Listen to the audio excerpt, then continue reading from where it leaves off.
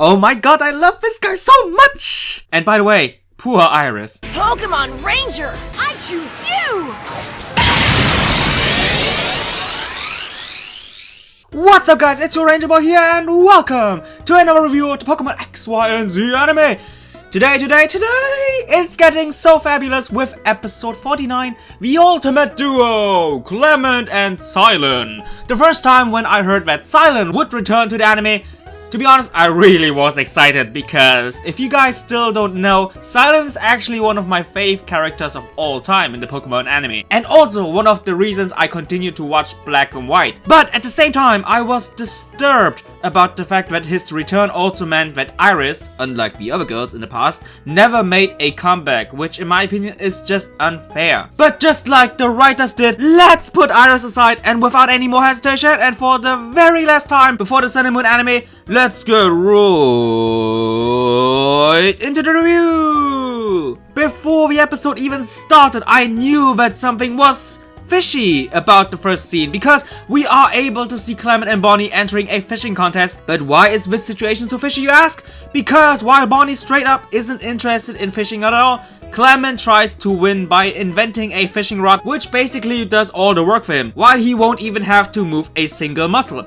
No wonder Bonnie never found a bride for him. And speaking of disappointment, not only I am disappointed in Clement's laziness, but also our special guest, Cilan! Yay! Because like in the past, he was known to be a passionate fisher and therefore it's his obligation to tell Clement how much fun you can have fishing Pokemon if you do it with effort and passion, instead of letting a machine do all that. But as our lovable scientist, Clement believes that machines is helping the everyday life of everyone and that you still can have passion and fun with it. And shortly after that, our gentleman Cilan introduces himself to the siblings while also explains that he is a Pokemon connoisseur. Unfortunately, they quickly get interrupted by Bonnie's moving fishing rod, and although Clement tries to help Bonnie, Bonnie then instead decides to do it on her own, while being instructed by Cilan. Do you see that, Clement? This is how you're supposed to fish properly. Oh, Bonnie will be such a good trainer. So why not starting her future trainer career by catching a Clawitzer? Clawitzer? She fished a Clawitzer, which by the way is 35 kg. A child like Bonnie fished a 35 kg Clawitzer? Bonnie for next president! Sadly, Clawitzer decides not to join the Bonnie Zygarde squad by attacking them, and soon after that, Cilan saves Bonnie by calling out his vintage Stunfisk. Oh god, I hate that Pokemon. Not because of the design, but because of its face.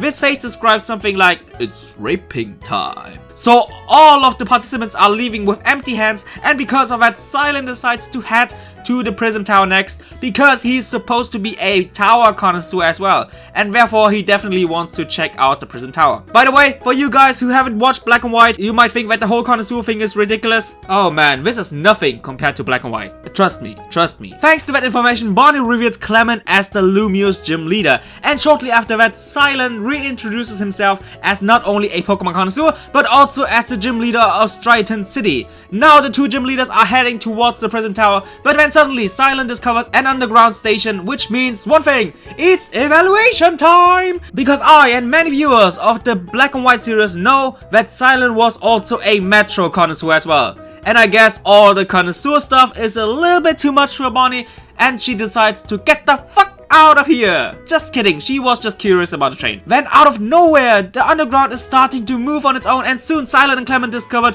that the AOT system is out of control. But thanks to the brilliant scientist Clement, nearly all the trains have stopped, except for one, which is still driving alongside Bonnie and Didin. But no need to worry, since the Metro Connoisseur is here to save the day, and thanks to him, not only was Bonnie able to stop the train, but also was Clement able to reach his sister. Well, that's what Clement thought, until the train suddenly started to move again. And because of this hopeless situation, both gym leaders are doubting themselves, until they both are remembering Ash and how he always was able to do everything by trusting his partners. And thanks to that boost of confidence, and with combined effort, Clement and Cilan were able to save Bonnie. But there's still one question open: what actually caused all this chaos? Luckily, Cilan is also a detective connoisseur as well. I told you it's weird. And with his detective skills, he quickly finds out that a wild Electros caused all this because it got lost in the underground. After a quick battle between Electros and the gym leaders, Cilan, now as a Pokemon connoisseur, comes to the conclusion that due to stress, it stored a lot of strong and damaging electricity inside its body, and that only the dangerous Nuzzle attack can release that electricity. So our heroes once again have saved the day, and after finally arriving at the prison tower, both Clemont and Cilan are exchanging that they both thought about a good friend of them who never gave up until the very end, no matter how hopeless the situation might be. And with Cilan saying goodbye and the best wishes to our color siblings, it's also time for us to say goodbye to the last episode of the X, Y, and Z anime. I want to say that I won't rate this episode because, to be honest, I don't really feel like it. It really isn't necessary to do so, since it's the last episode of the anime and it was also a good way to end a fantastic series. But I do have to point out the weird process in today's episode because today's character art and animation really look very, very similar to Sun and Moon. I think they have done that to make the transition between X and Y to Sun and Moon easier, but in my opinion it was just disturbing to see all the changes they have done. Don't get me wrong guys, it wasn't bad, but this wasn't the anime I fell in love with. Sure, the plot and the comedy was there, and the characters were awesome, but I just felt a little bit uneasy, and I hope that this uneasiness won't continue in Sun and Moon. And I want to give that series a chance, I really do. And I also hope that it will change at a certain point of time. But no matter what will happen, I will always watch the anime.